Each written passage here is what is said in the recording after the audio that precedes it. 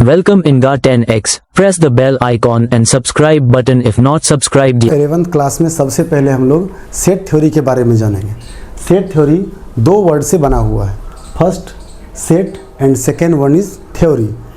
Set का मतलब होता है समुच्चय। समुच्चय मतलब होता है कि जिन वस्तुओं को कलेक्ट करते हैं और जो एक अच्छे तरीके से डिफाइन टर्म होता है। जैसे अगर हम बात करें क्रिकेट किट की, तो वह भी एक सेट है। उस सेट में क्या होगा? पैड होगा, बैट होगा, हमारा थाई पैड होगा, नी पैड होगा, मतलब टोटल कंप्लीट उसका एक सेट होगा। तो सेट का मतलब क्रिकेट, अगर मैं अलग से बोलूँ कि बैट ले आओ, बॉल ले आओ, तो वह एक दो ऑब्जेक्ट को लाएगा। बट अगर मैं उसको बोलूँ क्रिकेट का एक सेट ले आओ, तो वह क्रिकेट के जितने भी आइटम्स हैं, छोटा से लेकर के बड़ा तक जितना आइटम्स है, यहाँ तक कि गिल्ली, स्टम्प, सारा चीज़ उसमें काउंट हो जाएगा, वो हमारा कहलाएगा सेट। तो सेट टर्म जो है वो वेल डिफाइंड टर्म का होता है। दूसरा टर्म है थ्योरी। थ्योरी का मतलब होता है सिद्धांत, जो किसी के द्वारा दिया गया प्रिंसिपल है। लेकिन यहाँ पर इस सेट से रिलेटेड थ्योरी को हम लोग पढ़ेंगे। अब सेट को समझने के लिए हम लोग ऐसे समझते हैं कि जब हम किसी मॉल में जाते हैं या जब हम किसी एक शॉपिंग कम्प्लेक्स में जाते हैं, मैं उससे बात करूं कि किड सेक्शन कहाँ है, तो वो बोलता है कि अमुक फ्लोर पर किड सेक्शन है। उसने अपने ऑब्जेक्ट्स को सेट्स में डिवाइड कर दिया है, बांट दिया है। मैं उससे भी आगे अगर सोचूं कि किड सेक्शन में जा कर के कि इस एज के रेंज का क्लॉथ्स या उसके खिलौने कहाँ मिलेंगे, तो वो भी आपको वहाँ पर मिल जाएगा। उसको भी उसने कैटेगराइज कर रखा है। डैट मीन्स सेट अपने आप में वेल डिफाइंड ऑब्जेक्ट का एक कलेक्शन होता है। अब कुछ ऑब्जेक्ट्स की मैं बात करता हूँ। जैसे किसी स्कूल में अगर छुट्टी होती है, बच्चे वहाँ से निकल रहे होते हैं, तो मैं पूछता हूँ कि ये सब कौन है, तो कुछ लोग बोलते हैं कि ये सब बच्चे हैं, कुछ लोग बोलते हैं ये स्टूडेंट्स हैं। और अगर उस स्कूल के टीचर से मैं पूछूं ये लोग कौन हैं, तो वो डिफाइन करता है कि ये अमुक क्लास के बच्चे हैं। दैट मीन्स जितनी जानकारी हमारा उस ऑब्जेक्टिव्स में बढ़ते जाएगा, उस टर्म में बढ़ते जाएगा, मैं उस ऑब्जेक्ट्स को कैटेगराइज करके सेट में डिवाइड करते जाऊँगा। जितना डीप उतना ज़्यादा टाइप्स ऑफ सेट को हम समझते हैं। तो हम सेट का डिफिनीसन दे सकते हैं कि सेट जो है वो a well defined collection of objects है,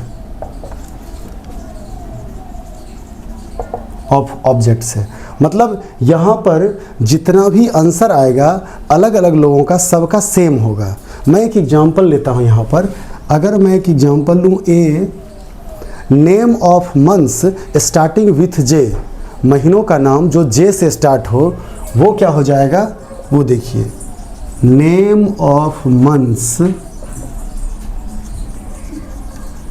स्टार्टिंग विथ जे। इसका क्या मतलब हुआ कि अगर हम किसी से भी पूछें जे से शुरू होने वाले महीनों का नाम, तो इसमें कोई अंतर नहीं आएगा। जनवरी, जून, जुलाई। जो क्लास 1 का स्टूडेंट होगा, अगर मैं उससे पूछूंगा सेम आंसर। कोई पीएचडी होल्डर है, उनसे पूछूं तो same answer. That means set के लिए एक और टर्म यहाँ पर आ गया।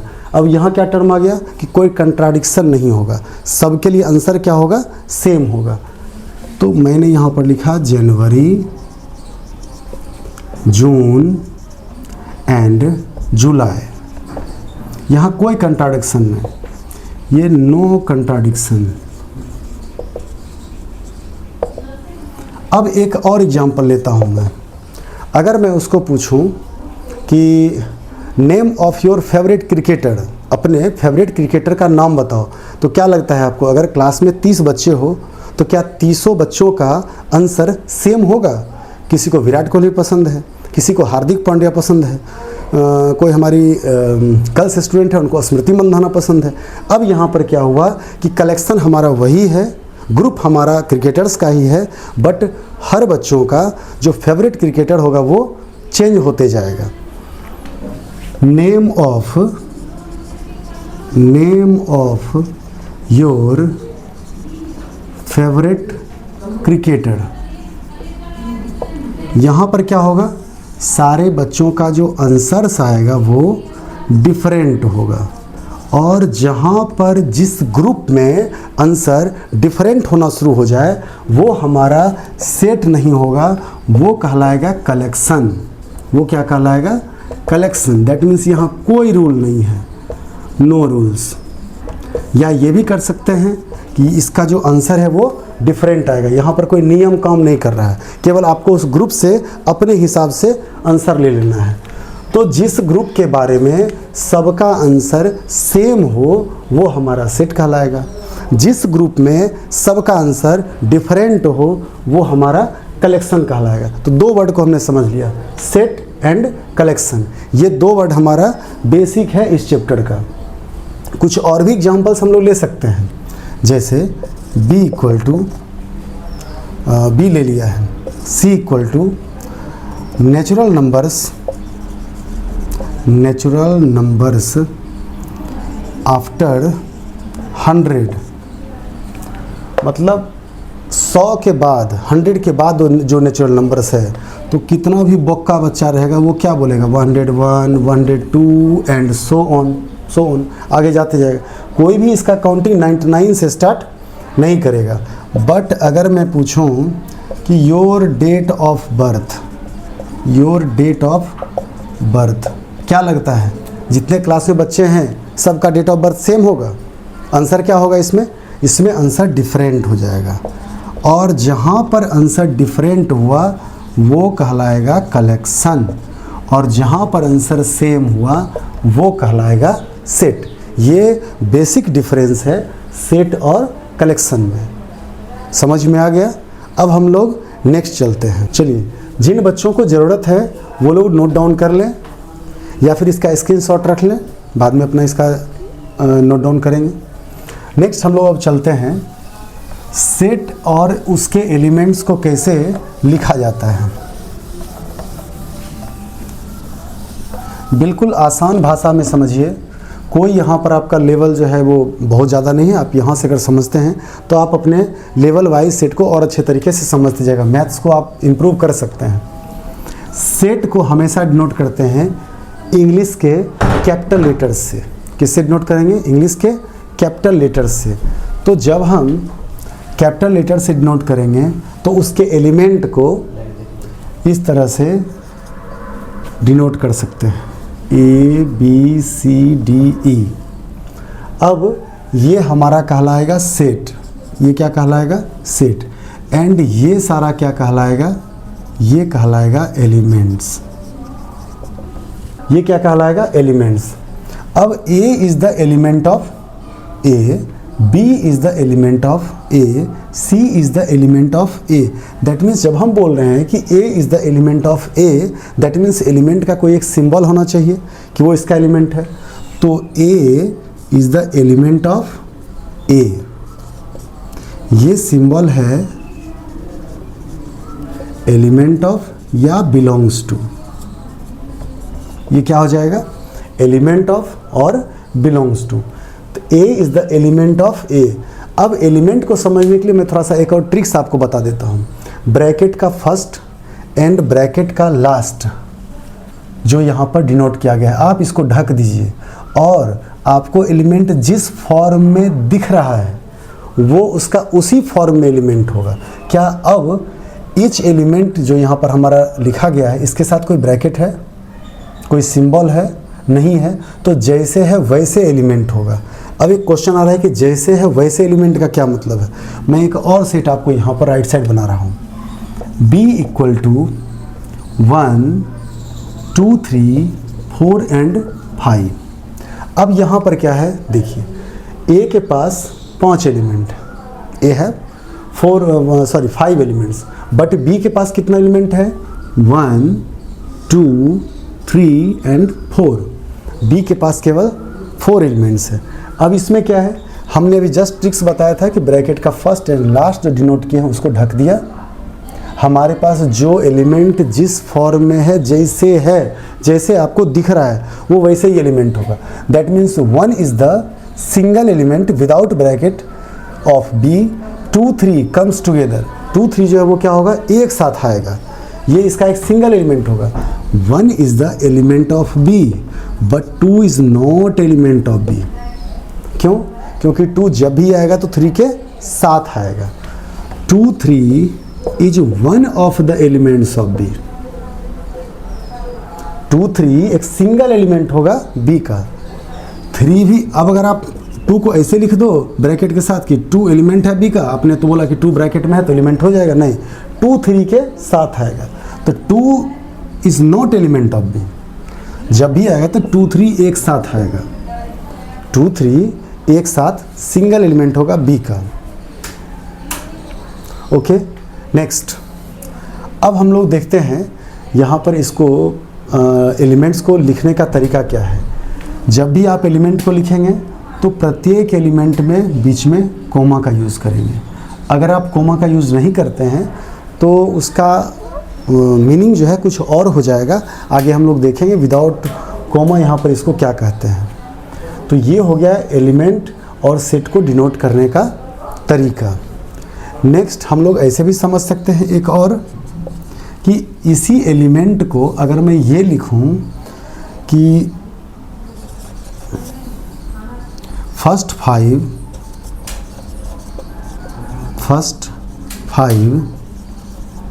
English alphabet letters, first 5 English alphabet letters, तो इसका मतलब भी यही है और इसका मतलब भी यही है। अब यहाँ पर एक क्वेश्चन अराइज होता है कि फिर दोनों में डिफरेंस क्या है। एक डिजिट के फॉर्म में है, दूसरा लैंग्वेज में लिखा हुआ है। तो दोनों को लिखने का तरीका भले अलग अलग हो बट मीनिंग सेम है। दैट मीन्स एक हमारा हो गया डिजिट के फॉर्म में और दूसरा हमारा हो गया लैंग्वेज के फॉर्म में। इसको थोड़ा और डिफाइन करके अगर मैं लिखूं तो मैं लिख सकता हूं कि सी के जितने भी एलिमेंट्स हैं वो सब एक्स के फॉर्म में है। किस फॉर्म में है? एक्स के फॉर्म में है। Whereas x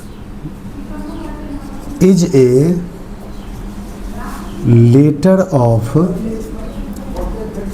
English alphabet, English alphabet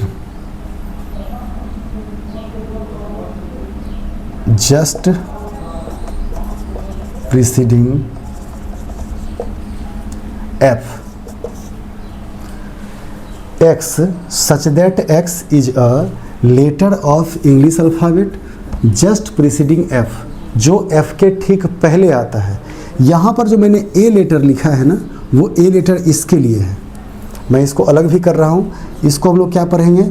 x such that x और x whereas x, मतलब c जो है वो x के टर्म में डिफाइन है और x इसके आगे क्या, x क्या है उसको आगे डिफाइन किया कि x is a letter of English alphabet. यहाँ पर टोटल x क्या है? तो x एक इंग्लिश अल्फ़ाबेट का लेटर है, एक लेटर है। वो एक लेटर कितने लेटर्स हैं? तो जस्ट प्रीसीडिंग f, जो f के ठीक पहले आता है। तो f के ठीक पहले आने वाले जितने भी लेटर्स हैं, यहाँ पर a लेटर उसके कॉमन नाउन को डिनोट कर रहा है। दैट मीन्स एक लेटर जो है वो f के पहले जितने भी हैं वो सब f के पहले e है, d है, c, b एंड a। इसका जो ऑर्डर है कोई ज़रूरी नहीं है कि इसको ऑर्डर में ही हम लिखें। मैं इसको लिख सकता हूँ a = c e b d a, but meaning same है कि f के पहले जितने इंग्लिश अल्फ़ाबेट्स हैं वो सारे इसमें काउंट कर लिए गए हैं। ऑर्डर मैटर नहीं करता है।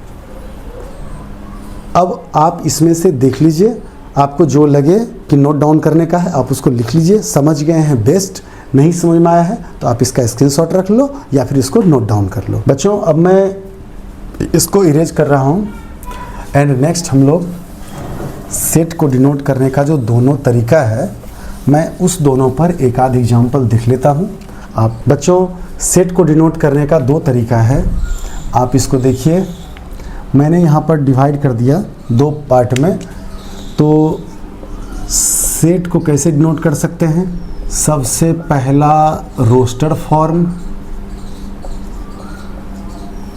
And second one is set builder form. Second क्या हो जाएगा? Set builder form. Roster form और सेट बिल्डर फॉर्म में क्या डिफरेंस है हम लोगों ने पीछे की एग्जांपल देखा था, बट यहाँ पर इसको और अच्छे तरीके से हम लोग देख लेते हैं। A इक्वल टू 2 4 6 8, बस। अब यहाँ पर क्या है, ये हमारा इवन नंबर है, या इसको हम लोग बोल सकते हैं कि मल्टीपल ऑफ 2। क्या बोल सकते हैं? Multiple of 2। तो ये जो हमारा डिजिट के फॉर्म में है ये कहलाएगा रोस्टेड फॉर्म। तो क्या मैं इसको समझने के लिए लिख सकता हूँ कि ये रहेगा डिजिट फॉर्म में, ये डिजिट में रहेगा। और सेट बिल्डर, अब इसी को लिखने का तरीका आप जितने अच्छे तरीके से समझिएगा आप उतने अच्छे तरीके से इसका लैंग्वेज सॉल्व कर सकते हो, बना सकते हो। जैसे मैंने लिखा x such that x belongs to even number starting with 2 and ends with 8। That means A के जितने भी नंबर हैं, जितने भी मेंबर हैं, जितने भी एलिमेंट हैं, वो सब किस फॉर्म में है? एक्स के फॉर्म में। अब एक्स क्या है भाई? तो एक्स है इवन नंबर। उसका रिस्ट्रिक्टेड रेंज क्या है? तो starting with 2 and ending with 8। 2 से स्टार्ट हुआ 8 तक है। और आसान लैंग्वेज में इसको लिख सकता हूँ कि these numbers are in the form of 2x। ये सारा नंबर जो है वो 2x है। Where x belongs to natural number, जहाँ x क्या है? नेचुरल नंबर है। And x less than equal to 4। अब a का जितना एलिमेंट है वो सब हो गया 2x, जहाँ x क्या है? नेचुरल नंबर है। एंड x नेचुरल नंबर अगर है तो इसका वैल्यू कहाँ से होगा? 1 से होगा। तो 1 रखा तो 2 इंटू 1 इज़ 2, 2 रखा 2 into 2 4, 3 2 into 3 6 and 4 2 into 4 is 8। तो ये सब तो सिंपल हमारा हो गया, ये लैंग्वेज फॉर्म कह सकते हैं इसको। तो यह दोनों कहलाएगा सेट बिल्डर फॉर्म। ये क्या कहलाएगा? Set builder form. और ये कहलाएगा रोस्टेड फॉर्म। तो मैं इसको लिख सकता हूँ, ये रहेगा लैंग्वेज के फॉर्म में। कोई डाउट इसमें? ये रोस्टेड, ये set builder, digit roster, language set builder.